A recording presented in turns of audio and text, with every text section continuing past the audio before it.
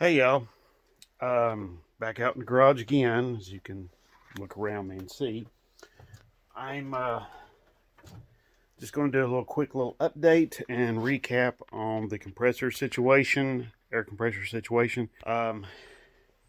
This didn't work. It did work as far as like extra storage capacity. As you can see, we got 90 psi right there. But this compressor did not work out. It was leaking around the head gasket, and it was also leaking air out of the crankcase. A significant amount too. So, yeah, that compressor, the compressor part is this part is garbage. Now, the actual electric motor in here, that's probably going to be okay. That motor didn't seem to give off any issues or anything like that.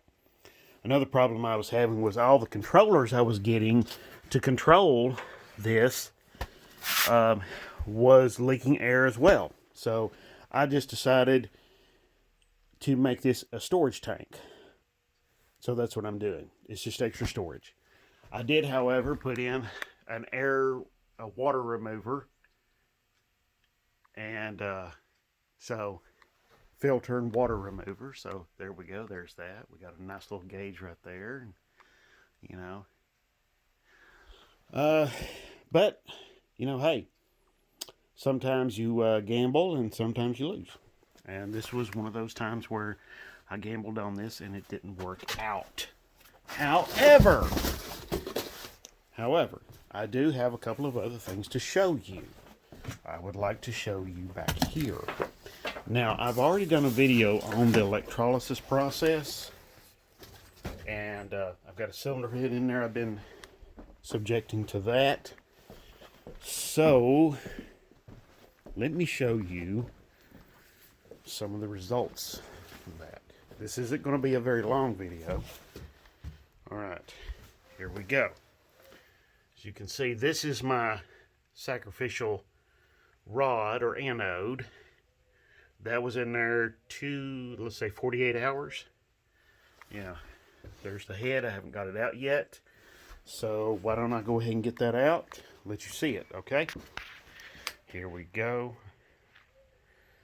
I'm just going to put the camera right here. Let's just turn this down where you can see. And we'll go ahead and get the head out. This electrolysis process is actually really nice to do for cylinder heads, because if you have a cylinder head that you cleaned and it got rusty, or it got rusty somehow. Now, I cleaned this one years ago and it got a little it got rusty on me.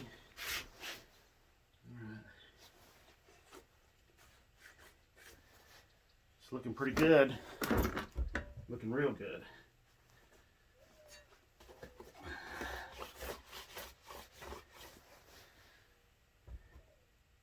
It's looking really nice.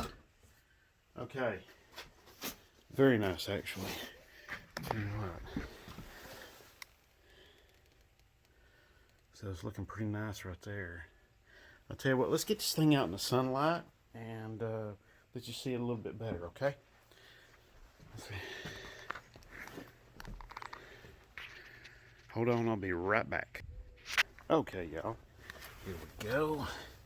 You can see, I wish I had like done a before and after on this. There's still some rust like right in there, but that's stuff that you can get off. You can take care of that pretty easily with like a drill and some brushes and that sort of thing. So, this is actually pretty nice. Really, really nice. All right, I'm going to do the other head, but I'm going to wait about doing it. It's pretty cold out here, and I don't want to have to deal with a water hose filling that tank up over there, and I don't want to have that water on this concrete apron out here freeze on me overnight. It's supposed to get pretty cold tonight, so there we go. But I will be doing the other head, and I will do a before. I'll tell you what, I'll go ahead and show you the other head right now, so you can see what I'm talking about. Now you can go and you can like get all of this rust off. See, this is the other head. You can go and get all of this rust off with, you know, all kinds of brushes and drills and all kinds of other stuff. But you know what? I'd rather do that electrolysis because it's a nice time saver. I can stick it in there, you know, and I can leave it in there for, you know, a day or so and come back, and then it looks like that one over there. Now, you can do that electrolysis with a liquid, not a liquid, I'm sorry, a powdered soap-like material, like that laundry booster, or you can even use regular baking soda. You notice that's the Arm & Hammer. You can do either one of those, and they both work really well. I've noticed if you use that laundry booster, though, the water turns kind of this murky, kind of brown, darker color. Normally, if you just use water, it would just be a rusty brown color. Also, too, on the anode, you get these bluish kind of deposits. Okay, now, on to the next thing. Okay, so this is going to be a video I'm going to pack with all kinds of nifty little ideas here. Okay, so the next thing is, all right, there we go. I'll be right back. Okay, y'all, let's see. Now, what I'm talking about here today, right now, is what is, you know, one of the easiest tricks to making a vehicle look really good is to replace the wheels. So you have to ask yourself, when you're looking at some really cool wheels in a salvage yard or something, or maybe like on Facebook Marketplace or something like that, what fits what? Okay? What wheels fit what? All right? How do you tell? Well, now there's like neat tools you'll see, you know, you'll see all kinds of really neat, cool tools to measure all of that. But I'm going to show you a really cheap and really, really easy and really, really effective way to check your lug pattern. Okay? This is what you do. On a 5 lug pattern like this, you go outside of one. See where my measuring tape is outside of that wheel stud? And you go to the center of the other stud furthest away. So we're at 4.5 inches right there. So that tells me this is a 5 lug by 4.5 inch pattern, or a 5 on 4.5. Okay, so now your odd number wheel studs you'll do like that. Your even number ones you won't. They'll be a little bit different. Okay, the even number ones you'll measure outside to outside. Odd number ones you'll measure outside of one, inside of the or middle of the other. Okay, now you can do the same. You can do the same. I'm using an axle right here to demonstrate that, but you can do the same thing with a wheel. Now, on the front, using the front side of this wheel, it's going to be kind of hard because we don't know exactly where everything is at. However, there's a will, there's a way. Just use the back side. Okay, so what we'll do here is we'll just go and take our measuring tape. Now, if you've got like a, you know, I'm using a regular big measuring tape like this, but now the smaller ones, you know, they make smaller ones that are much nicer for this. So see, we're at 4.5 inches right there. 5 on 4.5. So you see, I'm outside of one, middle of the other. All right, that's really cheap, really effective, and it's simple, and it works. And I've done this thousands and thousands of times. And I may have even showed this on one of my videos once before, but I wanted to show it again because it's information worth repeating. Okay, now I'm going to show you a battery trick. Okay, one that I am pretty certain I've never passed on. So hold on just a minute. Let me go get the battery and I'll show you. Okay, y'all, we're back, and I'm over here. I said I was going to do something with the batteries. I'm going to show you a trick on how to get an old battery or a heavily discharged battery to recharge. Okay, now what you can do, you can use this trick and it works out really exceptionally well. And I've done this plenty of times myself and brought batteries back plenty of times. This charger, as you can see, I've got the negative hooked up, but I don't have the positive hooked up, so that way we're not skewing the results.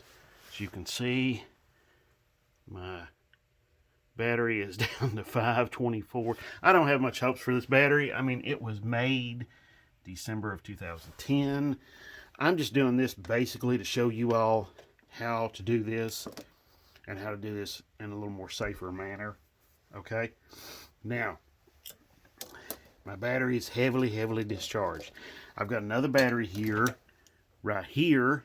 This one has been sitting on concrete for months and months and months. Right now it's sitting on wood, but for months it's been sitting on concrete. Okay, it was in my daughter's truck, and then all of a sudden it started giving us trouble, so we pulled it out and replaced it. But let's check what the voltage is on this one here.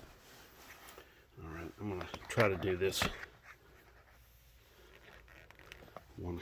I don't know how am I going to do this.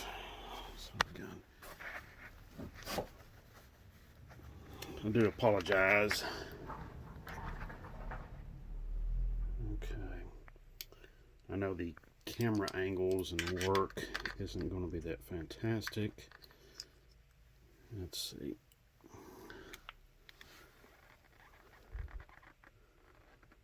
All right, I'll tell you what, I'm going to turn those up here just a little bit, and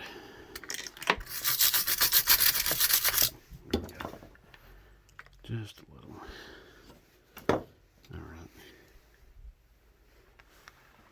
All right, we got 1283 coming out of this battery. All right, now this is an automatic battery charger. It won't do anything unless it sees 12 volts. Okay, lots of times that's how they operate. Automatic battery chargers, they have to see enough voltage or enough amperage to turn them on. So what do? Actually, it's very simple. You take some jumper cables, just like how I'm doing right here.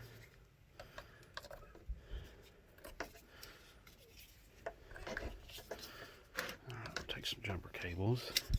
We'll hook our battery charger back up. Okay. Make sure none of our cables are touching there safely. All right. Make sure your charging cables are very well hooked up. All right, we'll get that thing out of the way. And then we'll hook our negative to negative and positive to positive. All right, we got our jumper cables hooked up here. All right. Now, let's see. What does my battery charger say now? Okay, now we are charging. Now, like I said, I don't have high hopes for this battery, but this is the way I would charge batteries. Basically, what I'm doing here is I'm fooling the battery charger into thinking there's a much better battery hooked up here. Okay? So, that's what you do to get your battery, your automatic charger to charge your battery. Now, if you have one of them old style battery chargers like that one right there, that's not really a problem for them. They will go ahead and charge up this really ancient battery. But I'm just doing this to show you all how to do this, okay? Show you the procedure on what I do to get a heavily discharged battery to charge up. Now this one, I'm not even going to waste my time with this because it is so old and I'm sure it's pretty calcified. The sides are swollen out there like that. Usually when you see one swollen like that, it's over with. Also, when you are charging a battery inside, put it down in a plastic tray, okay? Reason being, if it boils over, that acid's got somewhere to go. It's not going to go all over your floor or all over anything else. It's going to be in this, and then you can just simply and carefully dispose of the acid or any kind of spillage that comes out of there. Okay? All right. So, there we go. I'll disconnect those. Okie dokie. All right. So, sometimes you'll hook up on these automatic chargers like this, you'll hook up a really weak battery and it'll continue to say connect battery, or it may not even come on. So that's what I want to get across to you, is that this is something you can do to save a battery that you know, or that you have some pretty good feelings about it. You think, okay, hey, I think I can save this battery. This is one way to do it. All right. Okay. All right. Like we saw with the air compressor, sometimes you gamble, sometimes you lose. It's just the way it is. Okay. So, but, you know, lesson learned. Okay. I guess what I'm going to probably do next, maybe use an automotive AC compressor on there for an air compressor. I don't know, but we'll see. All right. I'm going to get off here, and I thank you very much for watching, and thank you very much for subscribing and everything like that. I really do appreciate it. I appreciate all the comments. So I even somewhat appreciate the negative ones, you know. So, but anyway, that's the way it is, you know. Every time you're going to have some people you please and some people you don't. So that's the way it is. All right. Thank you very much, and have a great day, and God bless.